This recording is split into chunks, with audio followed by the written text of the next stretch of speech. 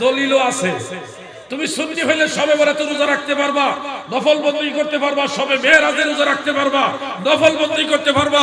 সুন্নি হলে মিলাদ পড়তে পারবা, দোয়া করতে পারবা, জিকির করতে পারবা, দোয়া করতে পারবা, 40টা জিয়ারতের মাধ্যমে দোয়ার আয়োজন করতে পারবা। সুন্নি হলে জানাজার পরে দোয়া করতে পারবা, মাজার জিয়ারতে, কবর জিয়ারতে দোয়া করতে পারবা। সুন্নি হলে নিজেও দোয়া করতে পারবা, নিজে দোয়া পাইবা, জীবিত মানুষও দোয়া পাবে, মরার পরেও দোয়া পাবে। আর যদি সুন্নি না হয়ে বাতিল হও, নজদি হও, ওয়াহাবি হও, তাহলে দোয়া তুমি নিজেও করবে না, মানুষও তোমার কাছ থেকে দোয়া পাবে না, এমনকি তোমার মা বাবাও তোমার কাছে দোয়া পাবে না। ঠিক না ঠিক? জান্নাতে যেতে হলে কোন দলে থাকতে হবে? যুবক ভাইরা কথা বলো, কোন দলে থাকতে হবে? আহলে সুন্নাত ওয়াল জামাত। নবীজি বাশারুন লাইসা কাল বাশার, নবীজি বাশার কিন্তু বেমিসাল বেনজির বাশার। কুল কায়নাতে আমার নবীর মতো আর কেউ নাই। এই পার্থক্যটা আপনাকে বুঝতে হবে। সুন্নি যারা তারা এই পার্থক্যটা বুঝে। নাহমাদুহু ওয়া নুসাল্লি ওয়া নুসাল্লিমু আলা রাসূলিহিল কারীম, আম্মা বা'দ। ফাকাদ ক্বালা আল্লাহু তাআলা ইন্নাল্লাহা ওয়া মালাইকাতাহু ইউসাল্লুনা আলান নবী ইয়া আইয়ুহাল্লাযীনা আমানু সাল্লু আলাইহি ওয়া সাল্লিমু তাসলিমা। আল্লাহুম্মা সাল্লি মাওলানা মুহাম্মদ ওয়া আলা আলি সাইয়্যিদিনা মাওলানা। আমি শারীরিকভাবে ক্লান্ত এবং অসুস্থ। আজকে সে উত্তরবঙ্গের সিরাজগঞ্জ থেকে আসছি এখানে। দীর্ঘ পথ জার্নি করে এসে আমি আপনাদের বিরক্তির কারণ হব না। প্রথমে আল্লাহ তাআলার দরবারে শুকরিয়া আদায় করি যে আসতে পারলাম। এজন্য আপনারা, আমি সহ সবাই মিলে বলি আলহামদুলিল্লাহ। এই নবযুগের উদীয়মান তরুণ তেজস্বী উদ্দীপ্ত প্রদীপ আমার শ্রদ্ধাভাজন ভাই সৈয়দ মাওলানা হাসান আল আজহারি সাহেব, তারুণ্যের আইডল, তরুণদের জন্য আইকন, যিনি সুন্দর নিরীক্ষণের মাধ্যমে সুন্নিয়তের এই নতুন তরুণদেরকে মদিনামুখী, মদিনাওয়ালামুখী, ইমাম হুসাইনমুখী, আহলে সুন্নাত ওয়াল জামাতমুখী করার অক্লান্ত পরিশ্রম করছেন। সব কিছু মিলিয়ে আজকে পটিয়ার এই সমাবেশ সার্বিক বিবেচনায় এটা সফল। আমি এমন একটা সময় মাইক পেলাম যে সময় আজান চলছে, নিজের কাছে খারাপ লাগতেছে। এখানে যদি আলাদা আজান হবে, নামাজ হবে, কিন্তু এরপরও খারাপ লাগে। তো বাইরে বন্ধু জানি আপনাদের খেদমতে দীর্ঘ সময় ওলামায়ে আহলে সুন্নাত আলোচনা করেছেন। এই আলোচনার সারমর্ম হিসেবে আমরা কি বুঝলাম, আপনারা কি বুঝলেন, আমি একটা প্রশ্ন করি, আপনারা উত্তর দিবেন। এতে আমি আশা করব যে আপনারা কতটুকু কি অর্জন করেছেন। জান্নাতি দলের নাম কি?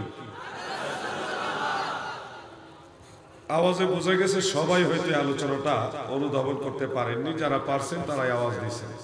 আরেকবার জিজ্ঞাসা করব, কষ্ট হবে উত্তর দিলে। জান্নাতি দলের নাম কি? এটা কি সবাই বুঝতে পারছেন?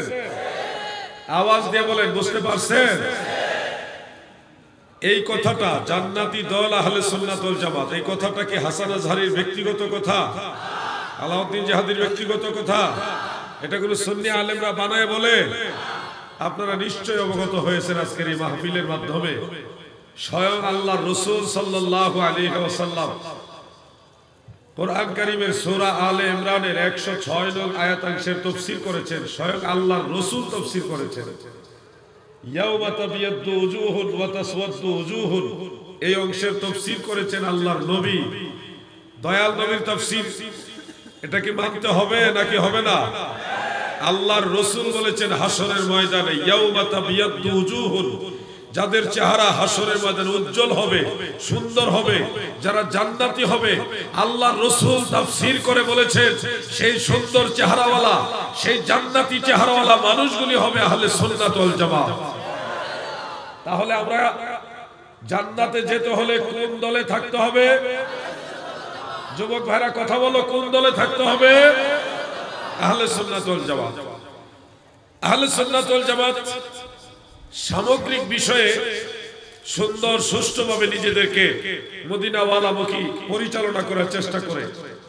আকায়েদের ক্ষেত্রে এবং ফাজাইলের ক্ষেত্রে দুই ক্ষেত্রেই তারা কোরআন সুন্নাহকে ফলো করে, ইসলামের যে মূল নীতিগুলি সেগুলিকে মেনে চলার চেষ্টা করে।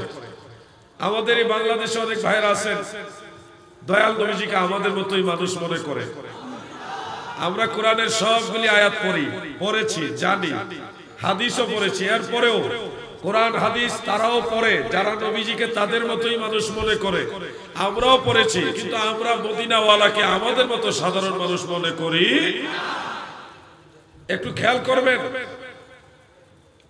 কুল ইন্নামা আনা বাশারুম মিসলুকুম ইউহা ইলাইয়া আন্নামা ইলাহুকুম ইলাহু ওয়াহিদ, সূরা কাহাফের 110 নং আয়াত এবং সূরা হামিম সাজদার 6 নং আয়াত, দুই জায়গার মধ্যে আয়াতটা আছে। আল্লাহ তাআলা বলেন, হাবিব আপনি বলুন আমি তোমাদের মতোই মানুষ, আমার কাছে ওহী আসে, তোমাদের প্রভু একক আল্লাহ। এই কথাটা আমরাও পড়ছি, কিন্তু আমরা এখানে পড়ার মধ্যে সীমাবদ্ধ থাকিনি। এই যে আজকের মাহফিলটা হলো তাফসীরুল কোরআন মাহফিল। কি মাহফিল বলেন না, কি মাহফিল? তাহলে শুনেন, আয়াতে কারিমার বাংলা অনুবাদের উপরেই সামগ্রিক বিষয় নির্ভর করে না। আপনারা তাফসীরুল কোরআন মাহফিল বহু দেখেছেন, শুনেছেন, আজকেও আসলে তাফসীরুল কোরআন মাহফিলে আমি আমার তাফসীর আপনাকে শোনাবো না। আমি মদিনার কামলিওয়ালা নবীর যারা সাহাবী ছিল তারা এই আয়াতের তাফসীরে কি বলেছে আমি সেই তাফসীর শোনাই। দুইটা তাফসীরের কিতাব, একটা হলো তাফসীরে বাগবী, এটা প্রায় 1000 বছর আগে লেখা, আর একটা হলো তাফসীরে খাজেন। এই দুইটা তাফসীরের মধ্যে পরিষ্কার উল্লেখ রয়েছে সূরা কাহাফের 110 নং আয়াতের তাফসীর এবং সূরা হামিম সাজদার 6 নং আয়াতের তাফসীরের মধ্যে উল্লেখ। রাইসুল মুফাসসিরিন হযরত আব্দুল্লাহ ইবনে আব্বাস রাদিয়াল্লাহু আনহুমা এবং হযরত হাসান বসরি রাহমাতুল্লাহ আলাইহি অন্যান্য মুফাসসিরিন তিনারা আনা বাশারুম মিসলুকুমের ব্যাখ্যায় তাফসীরে তিনারা বলেন এটা হাকিকি, আল্লাহর রাসূল হাকিকি দৃষ্টিকোণ থেকে আমাদের মতোই, ওটা বোঝানোর জন্য বলা হয়নি, এটা লিতাওয়াদু বিনয় প্রকাশের জন্য বলা হয়েছে। এটা হলো অরিজিনাল তাফসীর, এটা মন গড়া তাফসীর নয়, এটা তাফসীরের কিতাবের তাফসীর। মুফাসসিরিনগণ যা বলেছে সেই আলোকে তাফসীর। অতএব যারা মন গড়া তাফসীর করে দয়াল নবীজিকে আমাদের মতো মানুষ বলে তারা আহলে সুন্নাত হতে পারে? প্রিয় হাজিরিন, আপনারা বাড়িতে গেলে রাতের বেলা যদি দরজার সামনে দাঁড়ায় বলেন আম্মা বা মা আমি আসছি দরজা খুলে দাও, তখন মা দরজা খুলে দিবে। যদি আপনি বলেন আব্বার স্ত্রী দরজা খুলে দেন, কথা ঠিক, কিন্তু এটা আদবের ভিতরে পড়ে। আপনার মা আপনার আব্বার স্ত্রী, কথা ঠিক, কিন্তু এটা যদি সন্তান হিসেবে আপনি বলেন এটা শোভা পাবে না, এটা মানাবে না, আদবের কাতারে থাকবে না। তার মানে বোঝা যাচ্ছে কিছু কিছু কথা আছে ঠিক, এরপরও বলা যায় না। অনেকেরই বাবা আছে, আমার আছে, আপনাদের আছে, আশা করি সবারই বাবা থাকার কথা, হয়তো কারো কারো নাও থাকতে পারে সরাসরি বাবা। যদি বাবা আপনার বাড়িতে বেড়াইতে আসে, আপনি যদি বলেন বাবা আব্বাজান ডাকছেন ভাত খাইতে আসে, তাড়াতাড়ি করে বাবা আসবে। যদি বলেন আব্বার শালা ভাত খাইতে আসে, বলেন তো আপনার বাবা কি খুশি হবে? খুশি হবে না। কিন্তু কথা তো ভুল না, আপনার বাবা আপনার আব্বার শ্যালক, কথা ঠিকই বলছেন, কিন্তু আপনার মুখে এই কথাটা মানায় না। আমি এটাই বুঝাতে চাচ্ছি, অনেক সত্য কথা আছে, সব জায়গায় সেই সত্য কথাগুলি মানায় না। সত্য কথাগুলিও সেই সত্য কথাগুলি সব জায়গায় মানায় না। আপনি যদি বেশি মহব্বত দেখাইতে যায়া আপনার স্ত্রীকে বলে যে তুমি আমার মায়ের মতো একজন মহিলা, তাহলে তো বোঝাইব জিহারের মাসালা চলে আসবে। দাদু আমি বুঝাতে চাচ্ছি আনা বাশারুম মিসলুকুম, এটা দয়াল নবীজির পবিত্র জবান মুবারক ও হাদিসে নবীজি ইরশাদ করেছেন, আমি তোমাদের মতো বাসা। এটা নবীজির মুখে মানায়, নবীজি বললে এটা মানাবে, আমি আপনি বললে মানাবে। আল্লামা সাইয়্যিদ হাসান আল আজহারি সাহেব এবং অন্যান্য বক্তারা উলামায়ে কেরাম বারবার এই কথাটা বলেছে, আমার নবীকে নবীর নজরে দেখো, দয়াল নবীজিকে আল্লাহর নবী আল্লাহর রাসূল ওই নজরে দেখো। এটাই তোমার আমার কাজ। নবীজিকে আমাদের মতো মানুষ এই নজরে দেখা আমাদের কাজ না। আকীদা থাকবে তিনি বাশার, কিন্তু লাইসা মানে নবীজি বাশারুন লাইসা কাল বাশার। নবীজি বাশার কিন্তু বেমিসাল বেনজির বাশার। কুল কায়নাতে আমার নবীর মতো আর কেউ নাই। এই পার্থক্যটা আপনাকে বুঝতে হবে। সুন্নি যারা তারা এই পার্থক্যটা বুঝে, আর যারা বাতিল তারা বুঝে না। এখানে এসে দ্বন্দ্ব লাগে। নবীজি বাজারে গিয়েছেন, ব্যবসা বাণিজ্য করেছেন, খাওয়া দাওয়া করেছেন, সন্তান জন্ম দিয়েছেন, কত কথা প্রমাণ করার জন্য। আর সুন্নিরা বলে মদিনার কামলিওয়ালা নবী তিনি নূরে মুজাসসাম, তিনি হাবিবুল্লাহ সাইয়্যিদুল মুরসালিন রাহমাতুল লিল। প্রিয় ভাই বন্ধুরা আমার, কেন আপনি সুন্নি হবেন? যুবক ভাইরা তোমাদেরকে বলছি, কেন তুমি সুন্নি হবে শোনো, আজকে আমি বলে যাই। আলাউদ্দিন জাহাদি কেন সুন্নি জানো? আমি ছোটবেলায় যখন সুন্নি এবং বলি বোঝার জন্য ওয়াহাবি সুন্নি বুঝতাম না, তখন এক মাহফিলে গিয়েছিলাম। মাহফিলে গিয়ে একজন বক্তা, নাম বলবো না, জনৈক একজন বক্তার বক্তব্য শুনেছি। তিনি বললেন নামাজ পড়বেন কিন্তু মোনাজাত করবেন না, মোনাজাত বেদাত। তিনি শবে বরাতের রোজা, শবে বরাতের নামাজ এগুলাকে বেদাত বললেন। শবে মেরাজের কোনো রোজা নাই, নামাজ নাই, বেদাত বললেন।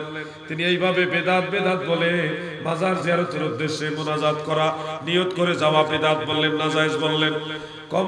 কবরস্থানে গিয়ে দোয়া করবেন সেটাকে নাজায়েজ বলছেন। অনেকগুলি দোয়ার বিরুদ্ধে কথা উনি বললেন। আমি তখন ছোট, ওনার এই কথাগুলি শুনলাম। কিন্তু কিছুদিন পরে আরেকজন বড় বরেণ্য উস্তাদুল উলামা, একজন আলিম, মুফতি আবু নাসির জিহাদি সাহেব মাদ্দাজিল্লাহুল আলী কুমিল্লা, ওনার বক্তব্য শুনলাম। উনি আবার বললেন নামাজ পড়বেন, নামাজের পরে আল্লাহর দরবারে আবার দোয়া করবেন, নফল নামাজগুলিও ছাড়বেন না, বারবার মুনাজাত করবেন, তওবা ইস্তেগফার করবেন, জিকির আজকার করবেন, মিলাদ শরীফ পড়বেন, দোয়া করবেন, ইসালে সওয়াব করবেন, শবে বরাতে রোজা রাখবেন, রাতে নফল বন্দেগী করবেন, শবে মেরাজে রোজা রাখবেন, রাতে নফল বন্দেগী করবেন। এইভাবে অনেক দোয়া এবং ইবাদতের পক্ষ উনি বললেন। দুইজন বক্তার বক্তব্য শুনে ছোটবেলায় আমি হ্যাং হয়ে গেছিলাম। আমার ব্রেনটা একটু হিবিজিবি খাচ্ছিল, আমি একটু হেজিটেশনে পড়ে গেছিলাম আমি কোন দিকে যাব। উনিও বড় আলেম, উনিও বড় আলেম। উনি বলল দোয়া করা যাবে না, বেদাত, আর উনি বলল দোয়া করা যাবে, এটা ইবাদত। আমি কোন দিকে যাব সিদ্ধান্তহীনতার মধ্যে ভুগছিলাম। গিয়েছি আমার গর্ভধারিণী মায়ের কাছে, আম্মার কাছে গিয়ে বললাম, মাগো মা,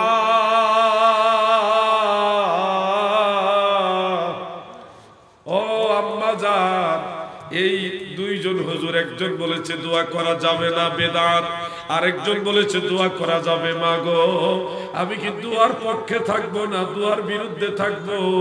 মা জননীকে আমি এইভাবেও বললাম, আম্মা, আমি যদি তোমার জন্য দোয়া না করি তোমার কি কষ্ট লাগবে? না দোয়া করলে কষ্ট লাগবে? কোনটা কষ্ট লাগবে? আমার মা সেদিন মলিন চেহারা করে উত্তর দিয়েছিলেন। আমাদের এলাকার আঞ্চলিক ভাষায় নিজের ছেলেকে ফুত বলে, ফুত।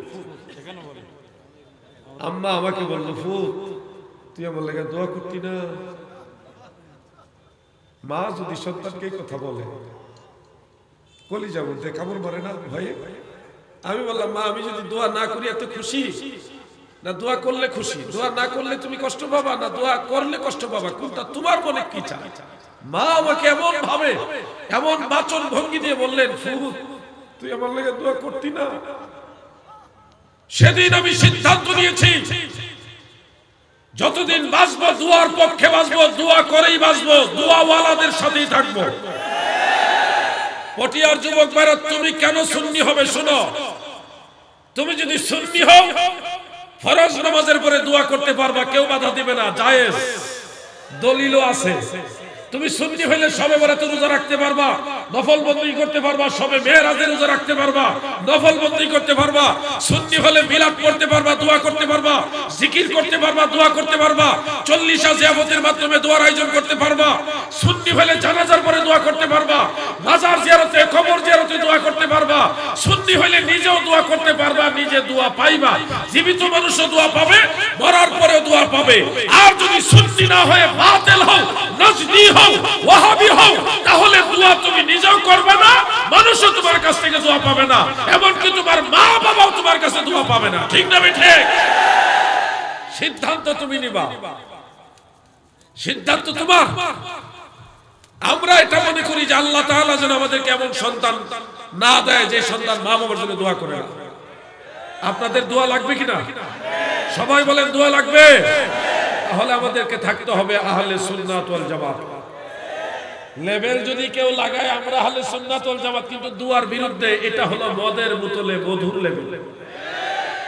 নয়া নয়া সুন্নি, অরিজিনাল সুন্নি না, নয়া সুন্নি, মদের বোতলে মধুর লেভেল। এদের থেকে সাবধান থাকতে হবে। আমার ভাই সৈয়দ মাওলানা হাসান আল আজহারি সাহেব, তিনি একটাই টার্গেট, না টার্গেট আপনাদেরকে বলেছে, যারা তরুণ প্রজন্মের যুবক, যুব সমাজের যারা এই অনলাইন জগতে যারা পদার্পণ করেছেন, করবেন, আপনারা যেন সুন্নিয়তের পক্ষে নিজেদের মন, মস্তিষ্ক, নিজেদের অবস্থানকা এবং নিজেদের যে সার্বিক সহযোগিতা, এটা যেন সুন্নিয়তের পক্ষে রাখতে পারেন, এটার জন্য উনি চেষ্টা করতেছেন। উনি কিন্তু এখানে এমপিগিরি বা মন্ত্রী হওয়ার জন্য, কোন ধরনের ক্ষমতা দখল করার জন্য এখানে আসেনি। উনি এই এলাকার যুবকদেরকে নিয়ে ইমাম হুসাইনের কাফেলা বড় বানাইবার জন্য আসছে। ঠিক না বেঠে? এগুলি মনে রাখবেন। আমি আলাউদ্দিন জাহাদি, আমি ছোট একটা মানুষ, পটিয়াতে আশেপাশে বহু মাহফিলে এসেছি, এখানে শহরে প্রথম আসলাম। এখানে আমার চাইতে সিনিয়র অনেক সম্মানীয় শ্রদ্ধেয় গুণীজন ওলামায়ে কেরামরা রয়েছে। শুধু একটা কথা বলি, আপনারা কি আল্লামা ফারুকী রহমাতুল্লাহ আলাইহির নাম মনে রেখেছেন? উনি সুন্নি ছিল না ওয়াহাবি ছিল? সুন্নিয়তের স্বার্থে ওনাকে ভালোবাসেন, তাহলে ওনার সেই কথাটা বক্ষে ধারণ করবেন। পীর যার যার সুন্নিয়ত, বলেন পীর যার যার সুন্নিয়ত সবার। বিশেষ করে যারা জেনারেল শিক্ষিত বাবাজিরা, মুরব্বীরা, আপনাদেরকে করজোরে মিনতি করছি, আপনার সন্তানদেরকে সুন্নিয়তের সাথে রাখেন। সুন্নিয়ত একটা শান্তির নাম, একটা শান্তিপ্রাপ্ত দলের নাম, এটা একটা জান্নাতি দলের নাম। অনেক যুবক আছে নামাজ পড়ে, এই যে এইভাবে নামাজ পড়ে, আবার দেখবেন বারবার রফুল ইয়াদের করছে।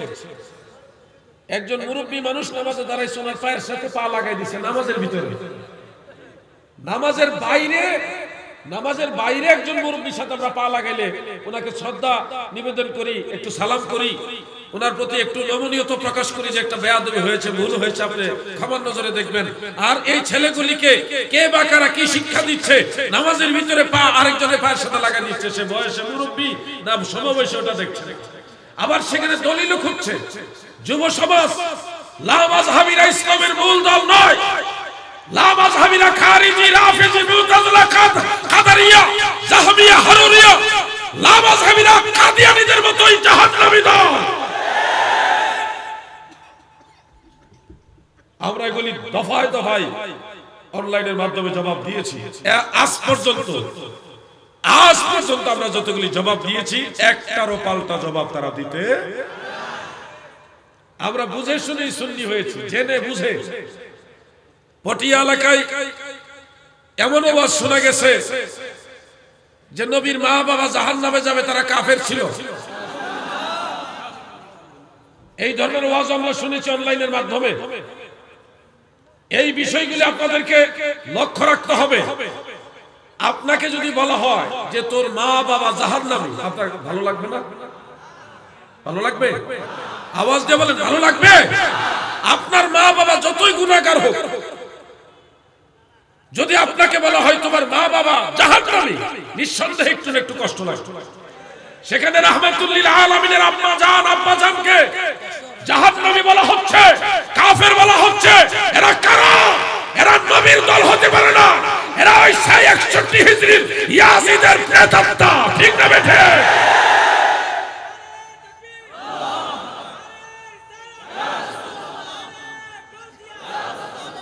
পবিত্র কোরআনে যেটা আল্লাহ তাআলা বলেছেন, ইন্নাল্লাযীনা ইউযুনাল্লাহা ওয়া রাসূলাহু লা'নাহুমুল্লাহু ফিদ দুনিয়া ওয়াল আখিরাহ ওয়া আ'আদ্দা লাহুম আযাবান মুহিনা। যারা আল্লাহকে কষ্ট দেয়, আল্লাহর নবীকে কষ্ট দেয়, তাদের দুনিয়া এবং আখিরাতে আল্লাহর লানত এবং ভয়ঙ্কর আযাব, যন্ত্রণাদায়ক আযাব। নবীজির মা বাবা জাহান্নামী, এই কথা বললে যেহেতু নবীজির কষ্ট লাগে, সেহেতু যারা নবীর মা বাবাকে জাহান্নামী বলবে, আমার আল্লাহ তাদেরকে খুশি হয়ে জাহান্নামেই দিবে। ফতোয়া দিয়ে নবীর মা বাবাকে জাহান্নামে পাঠানো যায় না। তোমার সাপার জুড়ে, তোমার ফতোয়ার জুড়ে নবীর মা বাবা জাহান্নামে যাবে না। কিছু লামাযাবি যুবক ভাইরা, আমি আর কয়েক মিনিট আলোচনায় টানবো, ভয় পেও না। শোনো, তোমাদেরকে সাহসী ভূমিকা পালন করতে হবে। আমি আমার মা বাবার কথা বলছি না, আমি রাহমাতুল লিল আলামিনের আব্বা জান আম্মা জানের কথা বলছি, যিনি তোমারও নবী আমারও নবী। লামাযাবিরা একটা হাদিসকে দলিল হিসেবে আপনাকে বোঝানোর চেষ্টা করবে। মুসলিম শরীফের মধ্যে আছে, হযরত আনাস রাদিয়াল্লাহু আনহু থেকে বর্ণিত, একজন ব্যক্তি নবীজির কাছে এসে বললেন, ইয়া রাসূলুল্লাহ আইনা আবি, নবী গো আমার আব্বা কোথায় আছে? আইনা আবি, আমার বাবা কোথায়, জান্নাতে না জাহান্নামে? রাসূল পাক বললেন, আবুকা ফিন্নার, তোমার বাবা জাহান্নামে আছে। তখন ওই লোকটা মনক্ষুণ্ণ হয়ে চলে যাচ্ছে। দয়াল নবীজি তাকে আবার ডাক দিলেন। মুসলিম শরীফের ইবারতে এইভাবে আছে, ইন্না আবি ওয়া আবাকা ফিন্নার, নিশ্চয় আমার বাবা এবং তোমার বাবা দুজনই জাহান্নামে। এই হাদিসটা দিয়ে লামাযহাবী কিছু শায়েখরা দলিল দেয় যে এখানে তো স্পষ্ট আছে, নবীজি নিজে বলেছেন আমার বাবাও জাহান্নামে, তোমার বাবাও জাহান্নামে। এটা দিবে আপনাদেরকে, দিয়ে বলবে নবীর বাবা জাহান্নামে। কিন্তু এখানে একটা পয়েন্ট মনোযোগ দিয়ে শুনে রাখেন। এই হাদিসটা যেই সাহাবী বর্ণনা করেছেন, সেই সাহাবীর নাম হযরতে আনাস রাদিয়াল্লাহু আনহু। বলেন নাম কি? আনাস রাদিয়াল্লাহু আনহু থেকে তিনার ছাত্র সাবেত আল বুনানি রাহমাতুল্লাহ আলাইহি, তিনি বর্ণনা করেছেন। তিনার থেকে আমার জানা মতে 4 জন এটা বর্ণনা করেছেন। উস্তাদ হলো সাবেত বুনানি, তিনার 4 জন শাগরিদ এই হাদিসটা বয়ান করেছেন। 4 জনের মধ্যে একজনের নাম হলো হাম্মাদ। একজনের নাম কি? হাম্মাদ। আর বাকি ইমাম জুহরি, ইমাম মা'মার ইবনে রাশাদ সহ আরেকজন আছে। টোটাল 4 জনে এই হাদিসটা বয়ান করেছেন হযরতে সাবেত আল বুনানি রাহমাতুল্লাহ আলাইহি থেকে, যিনি আনাস ইবনে মালিক থেকে বর্ণনা করেছেন। ঘটনা, হাম্মাদ এককভাবে একটু আগে যেভাবে আমি আপনাদের শোনালাম, এইভাবে শুধু সাবেত বুনানির রেফারেন্স দিয়ে হাম্মাদ বর্ণনা করেছে, যেখানে আমার বাবা তোমার বাবা দুজনেই জাহান্নামে কথাটা আছে। আর বাকি আরো 3 জন সাবেত আল বুনানি থেকে যারা বর্ণনা করেছেন, তারা ঘটনাটা কিভাবে বর্ণনা করেছেন একটু ব্যবধানে। কি? একজন লোক এসে বললেন, ইয়া রাসূলুল্লাহ আইনা আবি, নবী গো আমার আব্বা কোথায়? নবীজি বললেন, তোমার বাবা জাহান্নামে। সে মনক্ষুণ্ণ হয়ে চলে যাচ্ছিল। নবীজি আবার তাকে ডেকে বললেন, ইজা মারারতুম আলা কবরি কাফিরিন ফাবাশশিরহুম বিন্নার। কোন জায়গা আছে ইজা মারারতা আলা কবরি কাফিরিন ফাবাশশিরহু বিন্নার, তুমি যখন কোন কাফেরের কবরের কাছ দিয়ে যাবে তাকে জাহান্নামের সুসংবাদ দিবে। এখানে নবীর বাবা জাহান্নামে কথাটা নাই। খেয়াল করবেন, সাবেত বুনানি থেকে শুধুমাত্র হাম্মাদ বর্ণনা করেছেন নবীর বাবা জাহান্নামে কথাটা সহ, কিন্তু ওনার আরো ক্লাসমেট 3 জন একই শাগরিদের রেফারেন্সে ওনারা বর্ণনা করেছেন যেখানে নবীজির বাবা জাহান্নামে কথাটা নাই। তাহলে একজন শাগরিদের 4 জন, একজন উস্তাদের 4 জন শাগরিদের একজন একরকম আর 3 জন হলো আরেক রকম। এখানে কথাটা খেয়াল রাখবেন। সাহাবীর নাম কি বলেন? একটু আগে যে সাহাবীর নাম বললাম, আনাস ইবনে মালিক। বলেন সাহাবীর নাম কি? আনাস বিন মালিক রাদিয়াল্লাহু আনহু। এবার উনি ছাড়াও আরো 2 জন সাহাবী এই ঘটনাটা বর্ণনা করছে, একই ঘটনা। 1 নম্বরে হযরতে সাদ ইবনে আবি ওয়াক্কাস রাদিয়াল্লাহু আনহু যিনি আশারায়ে মুবাশশারার অন্যতম একজন জান্নাতি সাহাবী, সার্টিফিকেট প্রাপ্ত সাহাবী হযরতে সাদ ইবনে আবি ওয়াক্কাস রাদিয়াল্লাহু আনহু। এটা সুনান ইবনে মাজাহ শরীফের মধ্যে পাবেন। আরেকজন সাহাবী হলো হযরতে আব্দুল্লাহ ইবনে উমর রাদিয়াল্লাহু আনহুমা। এটা মুসনাদ বাজ্জারের মধ্যে পাবেন, দুটাই সহিহ হাদিস। সেখানে ঘটনাটা উল্লেখ, একজন সাহাবী এসে বললেন, ইয়া রাসূলুল্লাহ, আমার আব্বা কোথায়? নবীজি বললেন, তোমার বাবা জাহান্নামে। এই কথা শুনে তিনি মনক্ষুণ্ণ হয়ে চলে যাচ্ছিলেন। দয়াল নবীজি তাকে ডেকে বললেন, ইজা মারারতা বিকাবিরি মুশরিকিন ফাবাশশিরহু বিন্নার। তুমি যখন কোন মুশরিকের কবরের কাছ দিয়ে যাবে, তাকে জাহান্নামের সুসংবাদ দিবে। দেখেন, এখানেও নবীর বাবা জাহান্নামে কথাটা নাই। এটা কিন্তু আনাস রাদিয়াল্লাহু আনহু বর্ণনা না, এটা অন্য দুইজন সাহাবী বলেন, আব্দুল্লাহ ইবনে উমর এবং সাদ ইবনে আবি ওয়াক্কাস রাদিয়াল্লাহু আনহুমা। এই দুইজন সাহাবী এবং হযরত আনাস থেকে সাবিত আল বুনানি হয়ে ইমাম জুহরি, মা'বার ইবনে রাশাদ সহ টোটালি তিনজন যে বর্ণনা করেছেন, সেই তিনজনের বর্ণনা এবং দুইজন সাহাবীর বর্ণনা এক। শুধুমাত্র হাম্মাদের বর্ণনাটা হলো ভিন্ন। উসুলে হাদিসের দৃষ্টিতে একই বিষয়ে একই ঘটনা যদি মতনে কিংবা সনদে, মতনের মধ্যে যদি হাদিসের মূল ভাষ্যের মধ্যে যদি ভিন্নতা থাকে, এটাকে বলা হয় ইস্তিরাব। অর্থাৎ এই ধরনের রিওয়ায়াতকে বলা হয় মুজতারিব। আর উসুলে হাদিস বা হাদিসের যে মূলনীতি, সেই মূলনীতির একটা নিয়ম হলো আল মুজতারিবু লাইসা বিহুজ্জাহ। অর্থাৎ এরকম বিচ্ছিন্ন রিওয়ায়াত, এটা কি বলে, গোলযোগ, একটা হট্টগোলপূর্ণ, যেটার সাথে একটা কথার সাথে আরেকটা কথার মিল নাই, বিচ্ছিন্নতা আছে, ভিন্নতা আছে, এই ধরনের রিওয়ায়াত দলিল হিসেবে শরীয়তে এলাউড না। এটা হলো একটা উসুল, মূলনীতি। আর আপনাদের বিচারে কি বলে? একটা কথা, দুইজন সাহাবী এবং আরেকজন সাহাবী থেকে টোটালি তিনজন শাগরিদ একরকম বলতেছে, তিন আর ওদিকে দুই, পাঁচজন বলতেছে একরকম, পাঁচজন বলতেছে একরকম কথা, আর একজন বলতেছে একরকম কথা। আপনারা কার কথা প্রাধান্য দিবেন? জোরে বলেন, কার কথা? পাঁচজনের। এরপর ইমাম যাহাবী রাহমাতুল্লাহ আলাইহি মিজানুল ইতিদালের মধ্যে আসমাউর রিজালের কিতাব, সেখানে লিখতেছেন, এবং আল মুগনি ফি দুআফা সেখানে উল্লেখ করেছেন। ইমাম ইবনে হাজার আসকালানী তাহযীবুত তাহযীবের মধ্যে লিখেছেন যে হাম্মাদ রাবী হিসেবে সিকা, কিন্তু কাসীরুল খাতা, তার প্রচুর ভুল আছে। হাম্মাদ যে লোকটা নবীর বাবা জাহান্নামী বলেছেন, বর্ণনা করেছেন, ওই লোক ব্যক্তি হিসেবে ঠিক, কিন্তু হাদিস বয়ান করার সময় ভুল করত। উনি যে ভুল করেছে তার প্রমাণ হলো দুইজন সাহাবীর বর্ণনার সাথে ওনার মিল নাই, এবং ওনার সহপাঠী যারা, সেই সহপাঠী তিনজনের কথার সাথে ওনার কথা মিল নাই। তাহলে আমরা কি বুঝলাম? নবীর বাবা জাহান্নামী, এই কথাটা কি আসলে হাদিসের কথা? এটা ইস্তিরাবের কারণে এসেছে, রাবীর বর্ণনার কারণে এসেছে। এই কথা দলিল হিসেবে যারা শো করবে, দলিল হিসেবে যারা থ্রো করবে, তারা নিঃসন্দেহে ইলমে হাদিস, উসুলে হাদিস, উলুমুল হাদিসের ব্যাপারে অজ্ঞ, মূর্খ, জাহেল, তারা গুস্তাখি রাসূল বটে। ঠিক না বেঠে?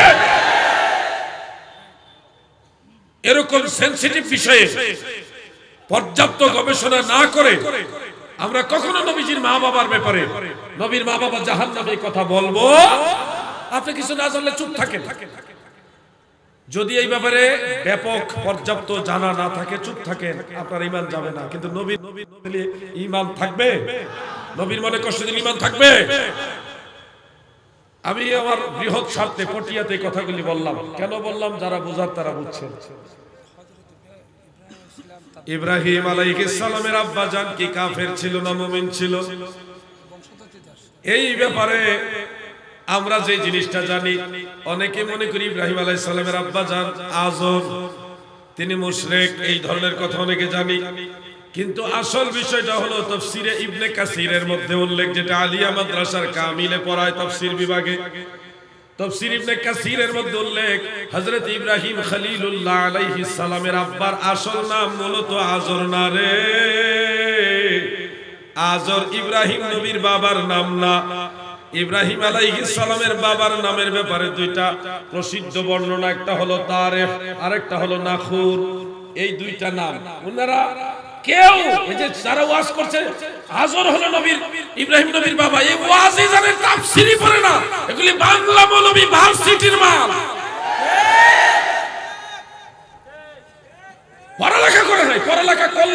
বলতো না যে আজর ইব্রাহিম আলাইহিস সালামের বাবা? ভাষা কেন জানে না? ইব্রাহিম আলাইহিস সালামের বাবার নাম হলো তারেখ। কোন জায়গায় ওই হা নিয়ে না দিয়ে খা লিখেছেন তারেখ। দুই ধরনের ইয়েটা আমি পেয়েছি। আরেকটা মত হলো নাখুর। ওনারা কেউ মুশরিক ছিলেন না। যারা জানে না তারাই ঢালাওভাবে নবীর মা বাবাকে জাহান্নামী বলে। ইব্রাহিম নবীর বাবাও মুশরিক ছিলেন না। আমাদের বিশ্বাস, আমাদের এটা আকীদা যে নবীর মা বাবা, আকায়েদের কিতাবে যেহেতু এটা আছে, নবীর মা বাবা কি মুসলমান, ঈমানদার। খাসায়েসুল কুবরার মধ্যে উল্লেখ, একদিন আম্মা জান আয়েশা রাদিয়াল্লাহু তাআলা আনহার কাছ থেকে নবীজি বের হয়ে গেলেন, পরে আবার ফিরে আসলেন। যাওয়ার সময় নবীজির চেহারা মলিন ছিল, আসার সময় নবীজি খুব হাস্যোজ্জ্বল চেহারা নিয়ে আসলেন, খুব আনন্দিত। আম্মা জান আয়েশা বললেন, ইয়া রাসূলুল্লাহ, দয়াল নবী গো, আপনার চেহারা মোবারক মলিন দেখেছিলাম, এখন আবার খুশি, কারণ কি, হাকিকত কি? নবীজি বলেন, আমি আমার পিতার কবরের কাছে গিয়েছিলাম, ওখানে গিয়ে আল্লাহর দরবারে দোয়া করেছি। আমার আল্লাহ আমার পিতাকে আমার সামনে জীবিত করে দিলেন। আমি তিনাকে আমার জবান দ্বারা তিনার জবানে মিলাইয়া ঈমান আনয়ন করালাম, কালেমা পড়ালাম, এরপর আবার দোয়া করলাম। তিনি আবার কবরস্থ হলেন। যেহেতু আমার বাবা আজকে আমি রাসূলের কলেমা পড়েছে, সেহেতু আমার বাবার ব্যাপারে আমি আজকে বেশি আনন্দিত। সুবহানাল্লাহ। এরপরও একটা মত হলো নবীজির মা বাবা ইসলামী ফিতরাতের উপর মারা গেছে। ফিতরাত মানে যারা নবীর নবুয়তের দাওয়াত পাননি, কিন্তু শিরিকের সাথে জড়িত ছিলেন না, আল্লাহকে বিশ্বাস করে ওই অবস্থায় মারা গেছে, এটাকে বলা হয় এই যে মুওয়াহহিদ অবস্থায় যারা মারা গেছে। তো এখন একটা মত ইমাম জালালউদ্দিন সুয়ুতী আল হাবিলিল ফাতাওয়ার মধ্যে এই বিষয়গুলি আলোচনা করেছেন যে নবীজির মা বাবা তিনারা দুজনেই দ্বীনে হানিফ তথা মুওয়াহহিদ অবস্থায় ওনারা ইন্তেকাল করেছেন। নবীর নবুয়তের দাওয়াত ওনারা পাননি, কিন্তু আল্লাহর একত্ববাদের উপর বিশ্বাস রেখে ওই অবস্থায় ইন্তেকাল হয়েছে। এই মানুষগুলির হাল কি হবে? মুস্তাদরিক হাকিমের মধ্যে উল্লেখ, সহিহ সনদ উল্লেখ, ইমাম হাকিম নিসাবুরি উল্লেখ করেন, হাসরের ময়দানে মানুষগুলিকে আল্লাহ তাআলা ছোট্ট একটা পরীক্ষা করবেন। কি পরীক্ষা?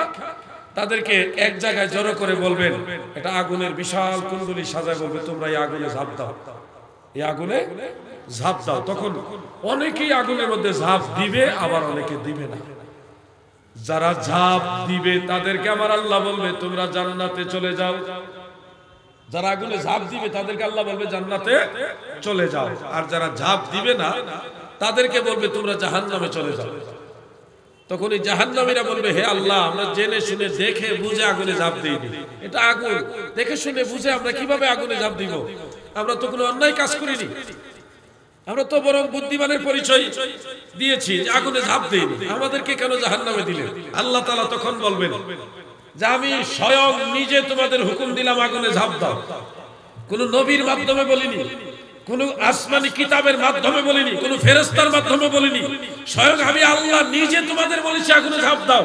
আমি নিজে বলার পরেও তোমরা তোমাদের বিবেক খাটায় আমার কথার উপরে নিজেরা বিবেক খাটায় ভিন্ন কথা, ভিন্ন কাজ করেছো। এখান থেকে বোঝা যায় আমার ডাইরেক্ট হুকুমই তোমরা মানো নাই, আর আমার নবীর মাধ্যমে, কিতাবের মাধ্যমে, ফেরেশতার মাধ্যমে গেলে এটা তো মানতাই না, এখানে প্রমাণ হয়ে গেছে। আপনাদের কি মনে হয় নবীজির আব্বা জান, আম্মা জান, ওনারা কি আল্লাহ তাআলার অনুগত হবে নাকি হবে না? জোরে বলেন না কেন? কিভাবে বুঝলেন? আমরা বুঝলাম। এবার মাওয়াহিবুল লাদুনিয়া খুলেন, মাদারিজুন নবুওয়াত খুলেন। নবীজির আব্বা জান আব্দুল্লাহ রাদিয়াল্লাহু আনহু, তিনি যখন টকবকে যুবক, ওই সময় ওনার কপালে নূরে মুহাম্মাদি, ওনার সৌন্দর্য দেখে মক্কার সুন্দরী রূপসী তন্নী নারীরা বিবাহ বন্ধনে আবদ্ধ হওয়ার জন্য একেবারে কঠিন ভাবে পাগল ছিল। বিবাহ আব্দুল্লাহর সাথে হোক এটাই চেয়েছিল মক্কার সুন্দরী নারীরা। অনেকে অসামাজিক কাজের সাথে জড়িত হওয়ার জন্য প্রস্তাব দিয়েছিল, কিন্তু যুবক মানুষ নবীজির আব্বা জান আব্দুল্লাহ রাদিয়াল্লাহু আনহু যৌবনের জোয়ার থাকার পরেও, সুস্পষ্ট প্রস্তাব পাওয়ার পরেও শরীয়ত বিরোধী জিনার কাজে উনি জড়িত হননি। কোন মহিলার সাথে অনৈতিক অসামাজিক কাজে জড়িত হননি, বরং ওই সময় যে শরীয়ত প্রচলিত ছিল ওই শরীয়ত অনুযায়ী নিয়ম মোতাবেক সামাজিক ভাবে মা আমেনার সাথে বিবাহ বন্ধনে আবদ্ধ হয়েছে। এ থেকে বোঝা যায় নবীজির আব্বাজান আদর্শবান ছিলেন, আল্লাহওয়ালা ছিলেন। উনি দ্বীন ইসলাম যে নিয়মগুলি আমরা পড়ে পেয়েছি, এই আগের শরীয়তের বিধানগুলিকে উনি মূল্যায়ন করেছেন, মেনেছেন, আল্লাহকে ভয় করতেন। ঠিক না বেঠে? ওনার নামই হলো আব্দুল্লাহ। আব্দুল্লাহ শব্দের অর্থ কি বলেন না? আব্দুল্লাহ শব্দের অর্থ কি? আল্লাহর বান্দা। আব্দুল্লাহ শব্দের অর্থ কি? আল্লাহর বান্দা। তাহলে নামের থেকে তো বোঝা যাচ্ছে, নামের থেকে বোঝা যাচ্ছে উনি আল্লাহওয়ালা। উনি আল্লাহওয়ালা। উনি জিনা করার সুযোগ থাকা সত্ত্বেও ওই কাজের সাথে জড়িত হয়নি। তাহলে আমরা এখানেই বুঝতে পারি হাসরের ময়দানে উনি আল্লাহর হুকুম মানবেন। দাদু, আমি আলোচনা দীর্ঘায়িত করতে চাচ্ছি না, কিন্তু আপনাদের আন্তরিকতা, মহব্বত, এটা আসলেই তুলনাহীন। আমি দোয়া করি মদিনা ওয়ালা রসিলা আল্লাহ আপনাদের সকলের এই খেদমত, হাজিরা, এই মাহফিল, এই আজহারি সাইবার টিমের নওজওয়ানদের খেদমত আল্লাহ যেন কবুল করে। বলে না। আর এই ব্যাপারে ডিটেলস আলোচনা করতে গেলে কোরআন শরীফ আয়াত আনতে হবে, আয়াত আনতে হবে, তাফসীর আনতে হবে। আপনারা শুনলে আশ্চর্য হবেন, হযরতে আদম আলাইহিস সালামকে সৃষ্টি করার আগেও নবীজি ছিল, এবং সেই মদিনা কামলিওয়ালা নবীকে, রুহানীকে, যে নূরে মুহাম্মাদীকে হযরত আদম আলাইহিস সালামের পৃষ্ঠদেশে দেওয়া হয়েছিল। সেটা ধারাবাহিক, যাদের মাধ্যমে হযরতে আব্দুল্লাহ রাদিয়াল্লাহু আনহু পর্যন্ত আসছে, ওখান থেকে মা আমেনার গর্ভে ট্রান্সফার হয়েছে। এই পুরো ইতিহাসটা যাদের মাধ্যমে সংগঠিত হয়েছে, আল্লাহ তাআলা নিজে বলেছেন তারা সবাই সেজদাকারী ছিল। এখন আল্লাহর বিরুদ্ধে ফতোয়া লাগাও। যারা সেজদা দেয় আল্লাহকে তারা মুশরিক, যারা আল্লাহকে সেজদা দেয় তারা কি মুশরিক? এজন্য নবীর মা বাবা ঈমানদার না বেঈমান? জোরে বলেন। আর কারো কোনো সন্দেহ থাকতে পারে? সুন্নি যারা, তারা তো এটা মানেই। আজকে যারা এখানে এমন অনেক লোক আছে যারা সুন্নি জামাতের সরাসরি লোক না, কিন্তু আমি যে কথাগুলি আপনাদের শোনালাম, একটা কথা, আমার একটা নীতি, আমি কখনো আন্দাজে কিতাবের নাম বলি না, রেফারেন্স কখনো আইডিয়ার উপরে দেই না। যেটা নিশ্চিত জানি সেটাই বলি, বলার চেষ্টা করি। আর সব জানি তা আমি দাবি করি না, তবে যেটা জানি না সেটা নিয়ে আমি পারাপারি করি না। আমি যেগুলি আপনাদের শোনালাম, এই বিষয়গুলি যারা সুন্নি না, আপনারাও শুনলেন, আপনারা এবার বিবেক দিয়ে বিচার করেন। দেখেন, যারা আজকে বড় বড় শাইখুল হাদিস লকব লাগায়া, শাইখুল ইসলাম লকব লাগায়া নবীর মা বাবাকে জাহান্নামী বলে, তারা কি নবীর দলে আছে না শয়তানের দলে আছে? সিদ্ধান্ত নেন। আমরা সুন্নি সব দিকে লাভবান, আমরা সব দিকে লাভবান। আমরা নবীর সম্মানের ব্যাপারে খেয়াল রাখি, আহলে বাইত রাসূলের ব্যাপারে যথেষ্ট খেয়াল রাখি যেন বেয়াদবি না হয়। আর ওলি আল্লাহদের মাজারেগুলো আমরা সম্মান করি, মুরব্বীদের সম্মান করি, কদম বসি করি, আলেমদের করি, মা বাবার করি। করেননি আপনারা? করেননি আপনারা? মাজার জিয়ারত করেন, কবর জিয়ারত করেন। আমরা কবর জিয়ারত করি, কবর পূজা করি না। যারা কবর জিয়ারতকে পূজা বলে এরা কারা? আশ্চর্য, হাস্যকর বিষয়। জিয়ারত রাসূলের পাকের সুন্নাহ, সাহাবায়ে কেরামের সুন্নাহ।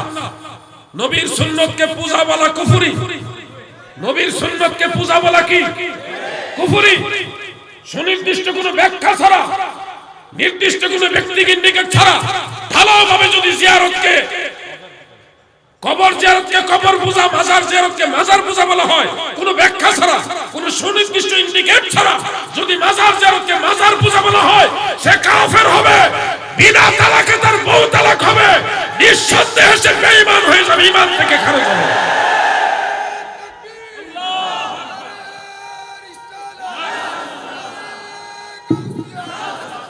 একজন মানুষ তার অজ্ঞতার কারণে কোনো কবরে বা মাজারে গিয়ে সেজদা দিচ্ছে, এটা তার অজ্ঞতা। আচ্ছা, আপনারা বলুন, যে লোকটা কবরে সেজদা দিচ্ছে সে কি বড় মাদ্রাসার প্রিন্সিপাল? সে শাইখুল হাদিস? বড় কোনো মুফতি সাহেব? নিশ্চয়ই আওয়াম, সে আম মানুষ, সে বুঝে না, অথবা ওই ব্যাপারে সে এখনো পুরোপুরি জ্ঞান অর্জন করেনি।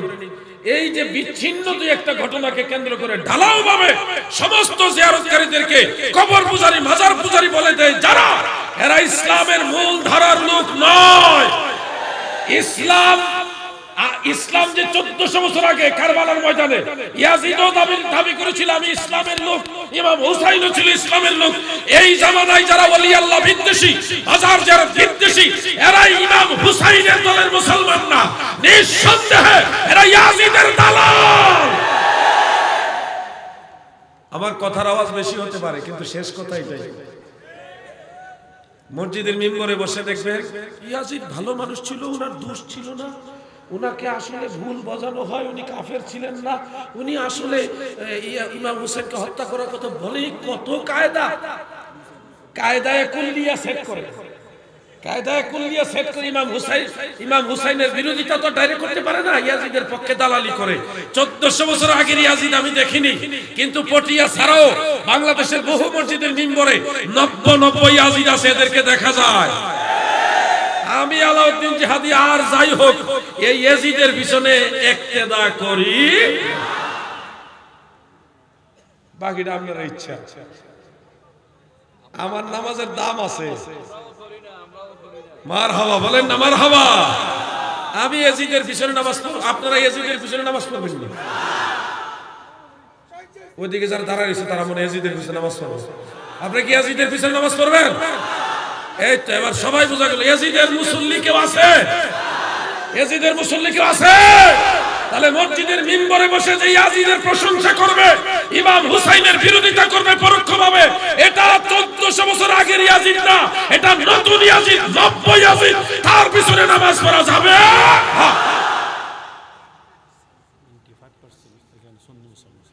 95% সুন্নি মুসলমান পটিয়াতে, সত্য নেই। আওয়াজ দেখে 95% হইল না। আপনারা কি নবীর দলে আছেন? পিছনে ভাই আছেন? নবীর দলের নাম কি? আওয়াজ দিয়ে বলেন, এটা যেন ঠিক থাকে। আল্লামা সৈয়দ হাসান আল আজহারি সাহেবের নেতৃত্বে যুব সমাজ তোমরা সামনের দিকে অগ্রসর হও। যদি কখনো ময়দানে আলাউদ্দিন জিহাদির প্রয়োজন হয়, তোমার ভাই হিসেবে তোমার হাতে হাত রেখে একসাথে ময়দানে নামবে আলাউদ্দিন জিহাদি। এক থাকবা, ঐক্যবদ্ধ থাকবা। খুশির খবর হলো সারা বাংলাদেশে আমরা যারা তরুণ প্রজন্মের লোক, মানে ইয়াং জেনারেশন যারা আছি, ওলামায়ে আহলে সুন্নাতের মধ্যে আপনারা না, আপনারা তো সিনিয়র, আমরা যারা জোয়ান পোলাপাইন আছি, আমরা সব কিন্তু এক। খুশির, এটা কি খুশির খবর? হাসান আল আজহারি সাহেব সহ আরো যত সুন্নি আলেম আছে যারা নতুন, আমরা সব এক। এখন আপনারা কি এক না দুই? তুই অমুক ফিরের মুরিদ, আমি তোর লাগে না, এরকম না। আমরা যারা নবীর সেনা, ময়দানে আমরা সবাই নবীর পক্ষে, ঠিক না বেঠে? এটা ঠিক রাখবেন, এখানে ঠিক হলে সব ঠিক। যদি কখনো ময়দানে আবার ডাক আসে, একসাথে লেগে যাবে। প্রশাসনকে সহযোগিতা করবেন, প্রশাসন আমাদের সহযোগিতার জন্য তারা পরিশ্রম করে। আর আমাদের মাননীয় মেয়র মহোদয়, আপনি আবার ওয়াবি নেই না, টুপি দেখে বোঝা যায় একবার কট্টর সুন্নি। টুপি দেখে বুঝতেছি নবীর পক্ষে, ঠিক আছে নি? আমি আইডিয়া করে বলতেছি, ঠিক আছে নি হুজুর? আমার মনে হয় আপনি কট্টর সুন্নি। এই টুপি আমি এই চট্টগ্রামের একজন বড় আলেমের মাথায় দেখেছি, সুন্নি আলেম। হ্যাঁ, কি হ্যাঁ জোহাদিয়া দরবার শরীফ নাকি চলে গেছে। মারহাবা, দাড়িও রেখে দিয়েছে, মারহাবা বলেন। তাহলে মাননীয় মেয়র মহোদয়, তিনি আমাদের গার্জিয়ান আছেন, আরো যারা আছেন, সবাইকে নিয়ে আমরা ঐক্যবদ্ধভাবে একসাথে ইমাম হুসাইনের পক্ষে ময়দানে থাকতে রাজি আছি। আওয়াজ দিয়ে বলেন রাজি আছি। এই হলো শেষ কথা। যদি বেঁচে থাকি আবার দেখা হবে ইনশাআল্লাহ, আর যদি মারা যায় হাসরের ময়দানে দয়াল নবীজির কদম মুবারকের কিনারে দেখা হবে ইনশাআল্লাহ। আসসালামু আলাইকুম ওয়া রাহমাতুল্লাহি ওয়া বারাকাতুহু।